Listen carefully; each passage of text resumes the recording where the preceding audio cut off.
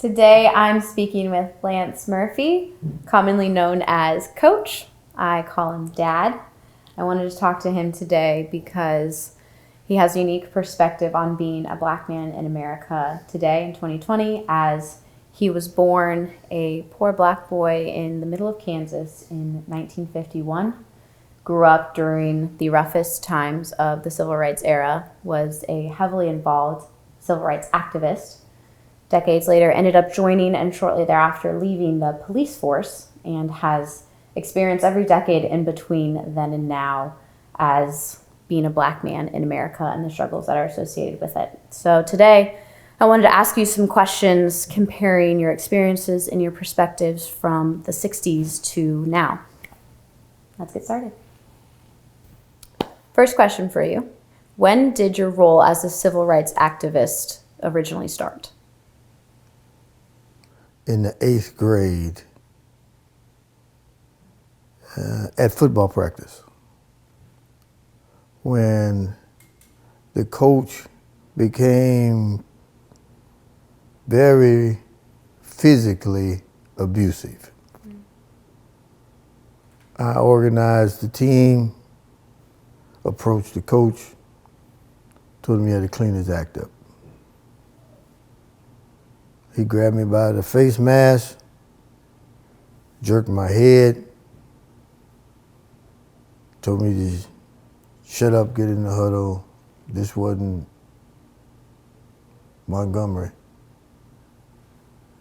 I said, in the next half hour, you're gonna think it's Montgomery. And proceeded to take the boys off the field. I then became the student council president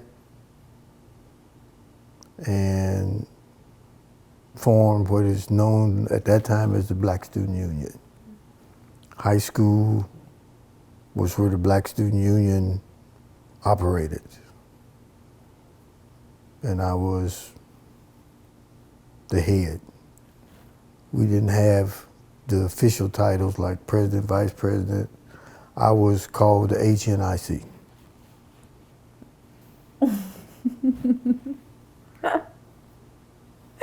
When do you think your activist role was at its strongest point? High school without a doubt. Late 60s, would that be? Yeah, it is 66 through 72 when I went to Vietnam. When you have teenagers have no sense of time, so there's no fear. You can't threaten teenagers. We don't have jobs, we don't have mortgages, we don't have car payments, we don't have responsibility.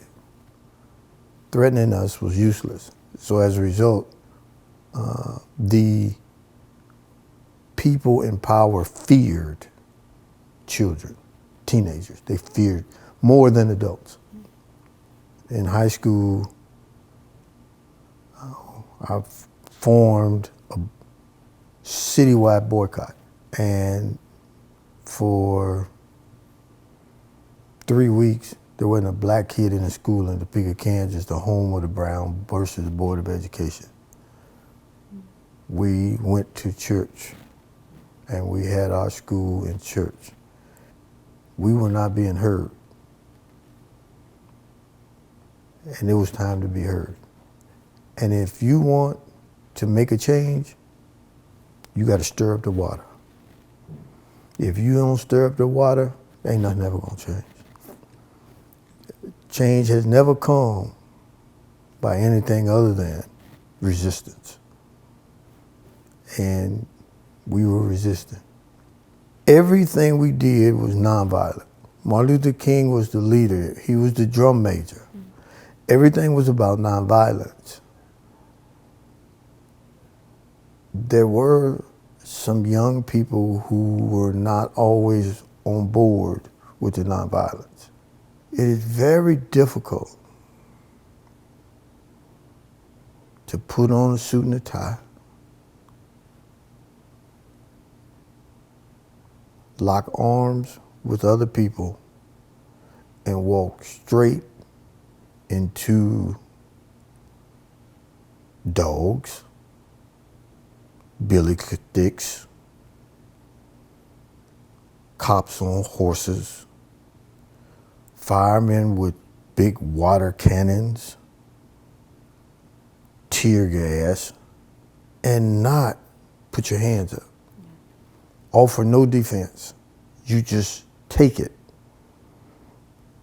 And the sounds that you hear stick with you forever. The screams, the moans, the thumps, the laughter. To hear a fireman laughing as he puts a water cannon and takes you to a wall and pins you to a wall, breaks ribs, breaks arms, and they laugh. Those things stick with you. The Black Panthers had a different perspective. I began to listen, but at the same time, I'd only known one way. All we knew was it takes love to conquer hate. And hate was a part of my life all the time. If I walked downtown into the Woolworth store, somebody was gonna follow me. It taught me if I bought a candy bar that I wanted to eat, I would have the clerk put it in a bag. Mm-hmm. Because you didn't get a bag if you didn't pay for it. So you couldn't be accused of stealing if you had it in a bag. 50 years later, if I'm in a store and they ask me, would you like that in a bag? Absolutely. Some things don't go away. What made you decide to become a policeman, and what was your experience like as a Black man on the force? My goal for being a policeman was to become the police chief, because at that time there had never been a Black police chief. Right. Nobody our age was a policeman. Nobody Black our age was a policeman. So I said, I'm going to do this. I had too much history, too much baggage in the civil rights movement, in organizing politically, voter rights, voter registration, economic development, and it was a tough road to get there. The Chief Justice of the Kansas Supreme Court encouraged me to apply again, after I had already been turned down several times. And this time was able to get on the force. I was in the police academy,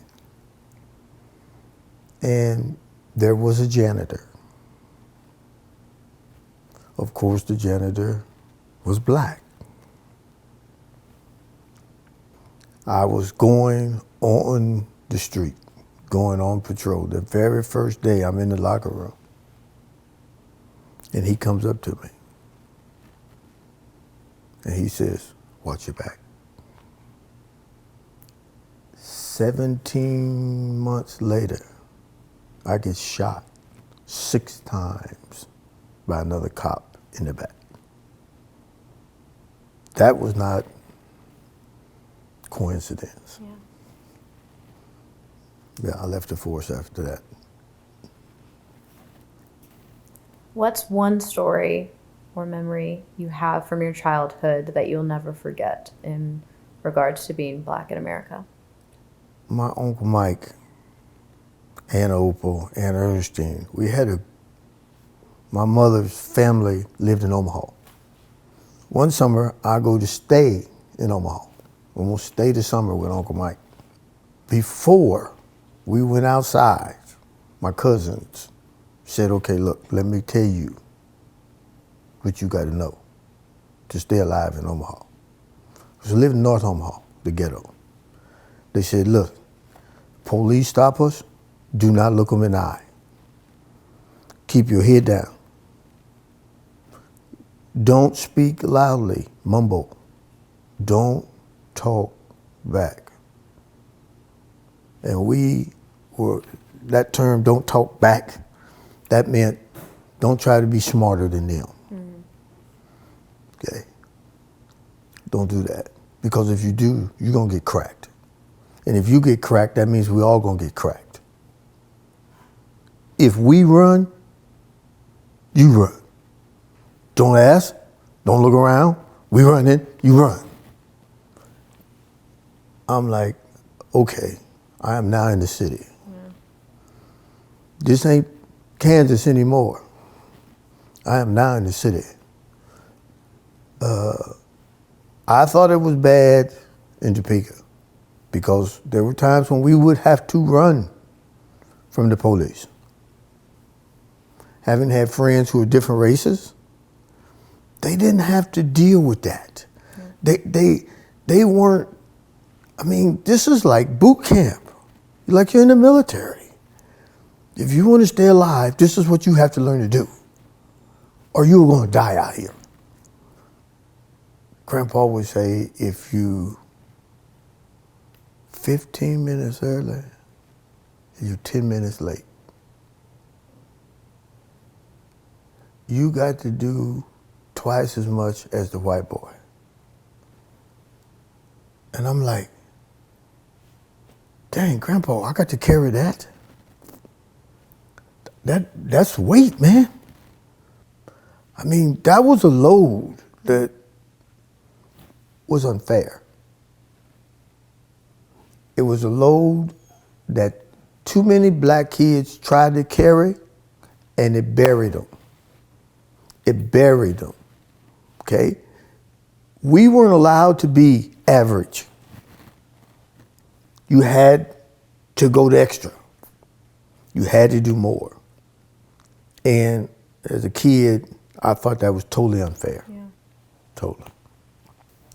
Did you ever reach a point where you felt like the civil rights or racial battle had at least settled down in your entire life? No.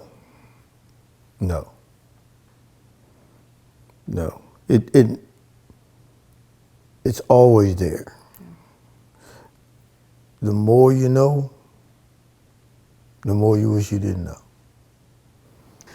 Things became a little more clandestine. People covered up hatred better. It was still there.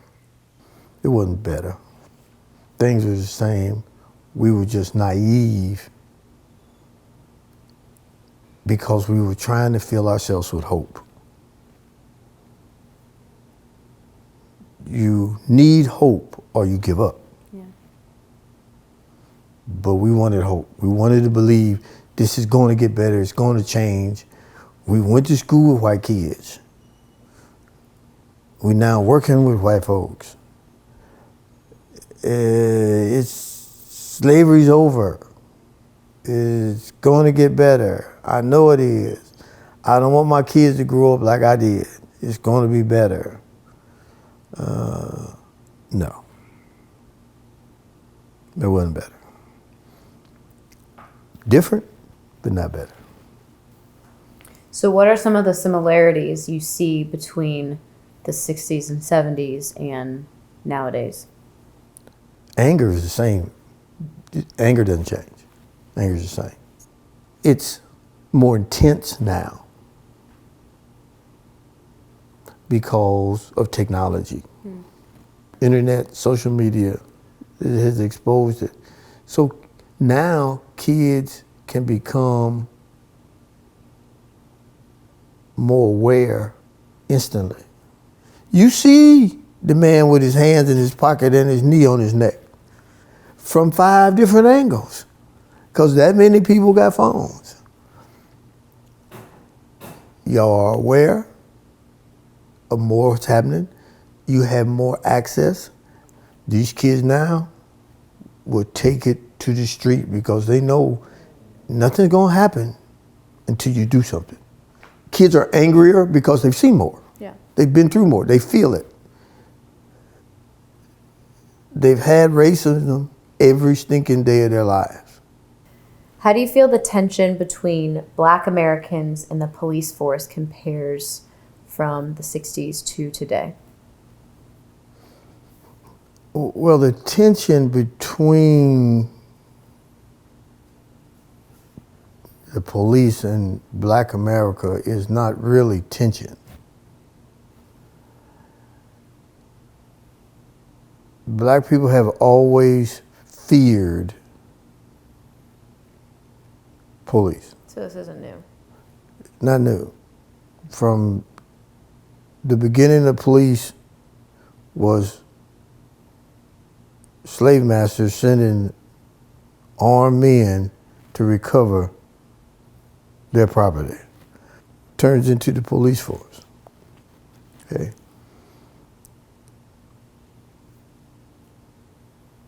My grandfather and them had a distinct fear. I had the fear. Each generation inherits the fear. You cannot murder people publicly and stay a normal person. The mentality of a person that does that has to be warped, because that's not normal. When you go into the military, you go to boot camp, you get brainwashed. If you're going to go and kill somebody that you have never seen, they cannot be human. Okay?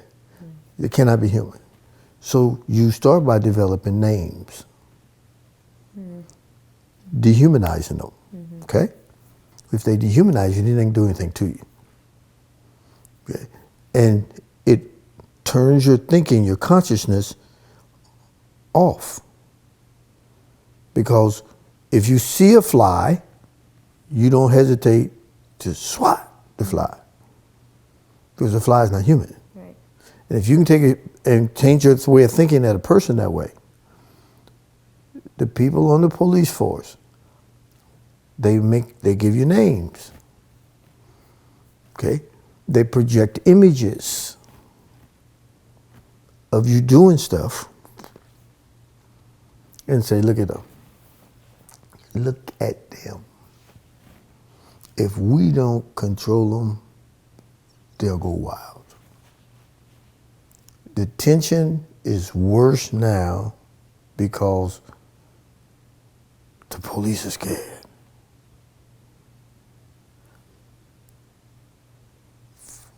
Folks is thinking,